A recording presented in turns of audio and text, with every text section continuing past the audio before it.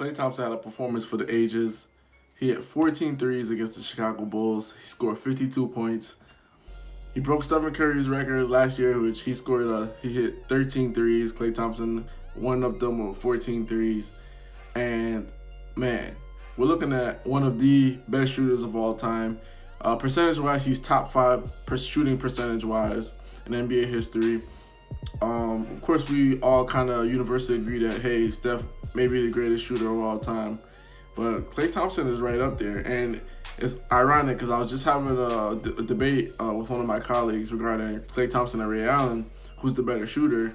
And I, of course, leaned towards Ray Allen. He was leaning towards Klay Thompson. And now you see why. I mean, even though I stick to my argument and this performance doesn't help my argument, that was really, really profound to see why some people make that certain argument. And really, they are the Splash Brothers, man. If you look at Steph in the past 7 games, he has scored 5+ threes, setting an NBA record.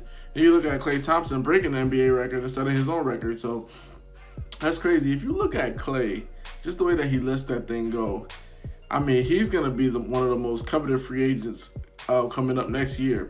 Teams are going to want that. And they're going to want to try to simulate that 14 threes, like getting him to shoot a ton of threes for their team, spot up shots or whatever the case is. And you can't blame them. You can't blame them. You can't blame Golden State for wanting to keep this core nucleus together, even though it's going to be tough to do.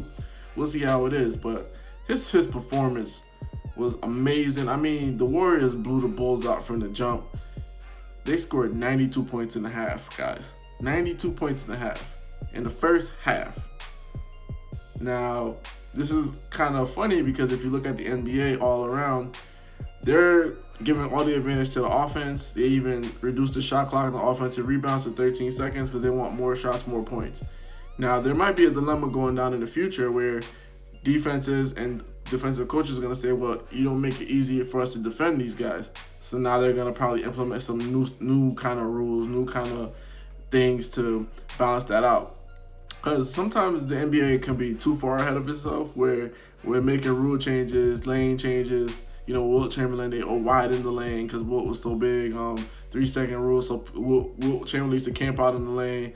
He has the most 50-point games in NBA history. He has like 100 and something because he used to just camp out in the lane, lay it up, or whatever the case is. So the NBA is so far ahead of its time, it might need to regress because Golden State Warriors scored 92 and a half. Some teams end up with 92 for the whole entire game.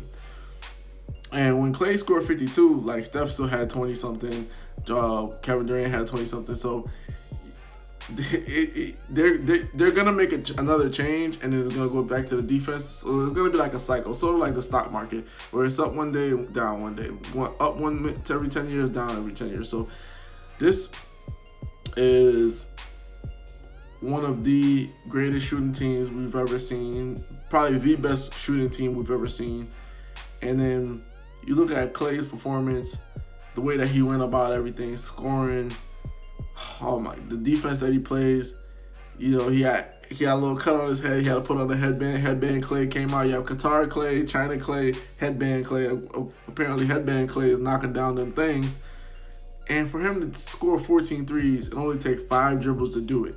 You look at him, he had 37 in the quarter. I think he said he took 3 offensive dribbles to do it.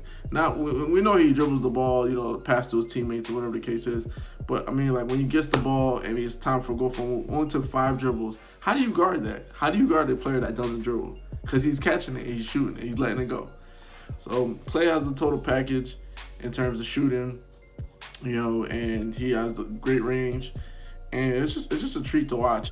How do you play a team like that? They have Curry who can shoot, Durant who can shoot, and Klay can shoot. So they're just spreading you out, knocking down things. And it is what it is. Like, once those guys get a couple of them to go, it's like the rim's the size of an ocean, and they just throwing pebbles in it. And they're just knocking them down. So we'll see what happens. I mean, in terms of, can anybody else break this record? Can Klay break his own record? Will Steph try to break Klay's record? That's going to be interesting to see. And just the future of shooting in the NBA is very, very bright because you got players like Devin Booker, you know, Klay, of course, Curry, Damian Lillard, and players are aspiring to become better shooters every day. So will the NBA try to counteract that with a new rule, like a 4-point play maybe? Something else to make it more difficult, because right now Klay is making it look entirely too easy. And free agency's coming up. Lakers, offer that man a max contract, see if he'll bite, because we need it right now. Hoops Junction, where hoops meets hoopla. Like, comment, and subscribe.